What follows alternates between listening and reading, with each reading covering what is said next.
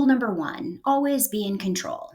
In reality, it's just micromanagement masquerading as leadership because it's adult babysitting with a side of trust issues. It kills creativity, erodes trust, and turns people into order takers instead of innovators. You'll know you're doing this when you're wearing all the hats and hovering over every detail. Have you ever rewritten someone's work at 11 p.m. because you didn't think it was good enough? Where are you gripping the wheel so tightly your team can't drive? Rule number 2, never show vulnerability. We're told leadership means being tough and having all the answers. You know, that smile and say, I'm fine move. Yeah, if that burned calories, we'd all drop 5 pounds. You know you're doing this when you never ask for help or hide the messy shit. In general, not share what's really happening. That's the mask. And when your armor is up, you don't inspire respect, you inspire distance. Where in your leadership are you still wearing the mask?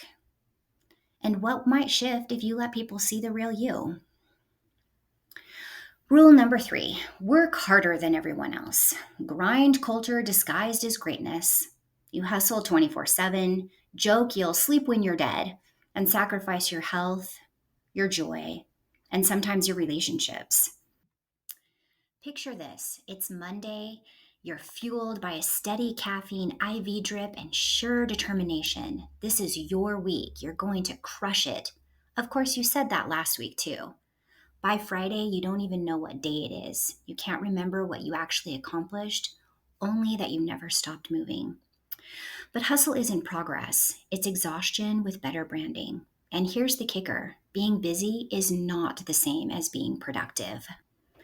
Answering 100 unimportant emails isn't leadership.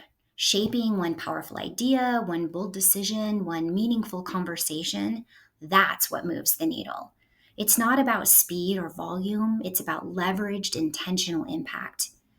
If your worth is measured only in output, you'll always feel not enough. And worse, you'll model that same unsustainable cycle for everyone watching.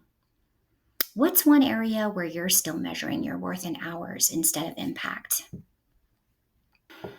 Do any of these hit home for you? These rules aren't harmless. They create disengagement, burnout, high turnover, and leaders who feel like they're faking their way through the journey. They don't just keep you small, they keep you invisible. And you can't be a thought leader if you're drowning in busyness, hiding your voice, or gripping control so tightly no one else can carry your message. Now, the good news, the rules are optional. So, if we burn the old rule book, what replaces it? I call them power shifts because that's exactly what they do. Shift how you lead and the impact you make. Let's pull a few from the Liberated Leader Playbook that will help set you free and position you as a thought leader.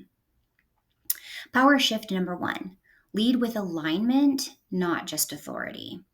Think about the last time you said yes to something your gut screamed no to. You felt the drag, right? Because misalignment is heavy and it always leaks into your leadership. Decisions rooted in values and vision, not fear, pressure, or hustle, build trust and magnetize people to your message. And here's the twist, people don't follow titles, they follow truth. When you show up aligned in what you say, how you decide, and what you prioritize, your voice carries weight. People lean in, they remember. Alignment isn't just personal peace, it's leadership power. Power shift number 2, courage over control. Remember the first time you shared something real? Maybe a failure, a messy draft, a bold opinion, and instead of judgment, people embraced it? That's the power of courage. Letting go of control feels risky, but it's the only way your team will step up, innovate, and surprise you. Thought leaders take stands, they share the in the trenches moments, and that courage, that's what creates connection. And here's a profound insight. The more real you are, the more remarkable you become. Control creates compliance. Courage creates connection. Power shift number 3, sustainable power. Ever notice how when you drag yourself into a meeting drained, your team drags too? Think of your energy as a radio tower frequency. It transmits the signal. You could be the best strategist in the world, but if your energy is flat, the room is flatter. Protect it as fiercely as you protect revenue. Because when your energy collapses, your message collapses with it. Sustainable power isn't selfish, it's stewardship. And consistency in showing up, not just once, but over and over, is what builds trust. It builds visibility. Energy is the currency of leadership. Spend it wisely. Now, these aren't soft skills, these are power skills. The business multipliers that change the room when you walk in and shift how people see you long after you leave. When I finally walked away from that old role, I realized something. I had plenty of systems, strategies, and processes, but my heart wasn't in it.